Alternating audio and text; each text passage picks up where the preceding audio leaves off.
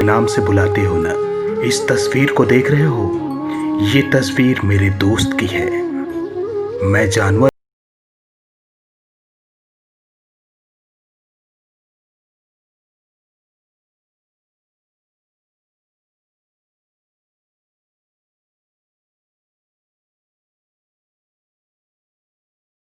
घुमाते हो, हाथी मेरा साथी गीत गाते हो, लेकिन हमारी बलि लेते तुम्हें 1 मिनट नहीं लगता। आज मैं अपनी कहानी बताने जा रहा हूं। शायद तुम इंसानों को कोई फर्क ना पड़े, लेकिन कुछ लोगों को तो जरूर पड़ेगा।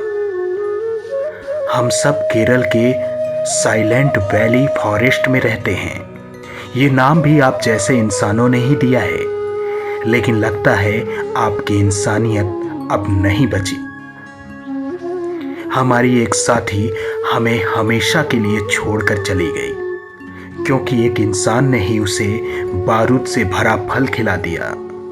फल खाते ही जोरदार धमाका हुआ और हमारी साथी की जिंदगी शून्य में चली गई। अब वो नहीं रही। हमारी साथी के साथ जो कुछ हुआ उसे आप क्या कहेंगे? पहले हम सब जंगल में सुकून से रहते थे। खाना पीना आजादी सब कुछ था, कोई कमी नहीं थी। धीरे धीरे तुम इंसान आए और हमारे जंगलों पर कब्जा कर लिया। हमें मनोरंजन का साधन तक बना लिया गया। उसे क्या कहते हो तुम इंसान? हाँ, चिड़ियाघर। तुम्हारे इशारे पर हम जीने लगे। दिन भर मेहनत करते, तब जाकर आधा पेट खाना मिलता। फिर भी किसी तरह जी ही रहे थे। कुछ हमारे साथी केरल के इसी छोटे से जंगल में रहने लगे। सही सुना, छोटा सा जंगल, क्योंकि तुम इंसानों ने अपना आशियाना बनाने के लिए हम जैसे जानवरों का आशियाना छीन लिया। हम सब यही सोचते थे कि जिंदगी कट जाएगी, लेकिन जंगल कटते गए और हमारा आशियाना उजड़ता गया। आज हम रोजाना की तरह नदी के पास गए। प्यास लगी थी और पानी पीने के लिए नदी के पास जैसे ही पहुंचे, कुछ इंसान हमारे पास आए। उसके हाथ में फल था।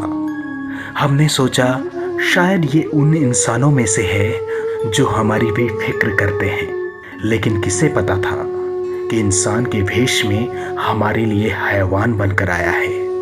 उस इंसान ने फल के अंदर विस्फोटक लगा कर रखा था। फल खाते ही हथनी के मुंह में जोरदार धमाका हुआ। जबड़ा अलग हो गया। हथनी के दांत टूटकर जमीन पर गिर गए। खून की धार बहने लगी। हमारी साथी जोर जोर से चिल्लाई, लेकिन हमारी गूंज किसी के कानों में कहां पहुंचने वाली थी। दर्द के मारे परेशान हथनी नदी में गई कि शायद दर्द से थोड़ी राहत मिल जाए।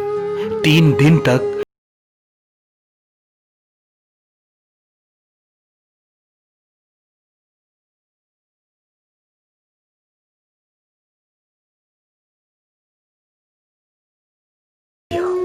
हथनी को निकालने के लिए 2 हाथियों का सहारा लिया गया। उस वक्त दूसरा हाथी हथनी को सूंड से सहलाता रहा कि शायद वो ठीक हो जाए, लेकिन तब तक काफी देर हो चुकी थी। हथनी नहीं उठी तो उसे रस्सी के सहारे निकाला गया।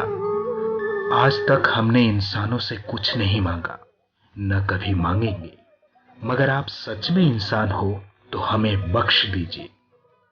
और हाँ, इतना जरूर बताना, जिसने हमारे साथी को मारा वो इंसान था या कुछ और।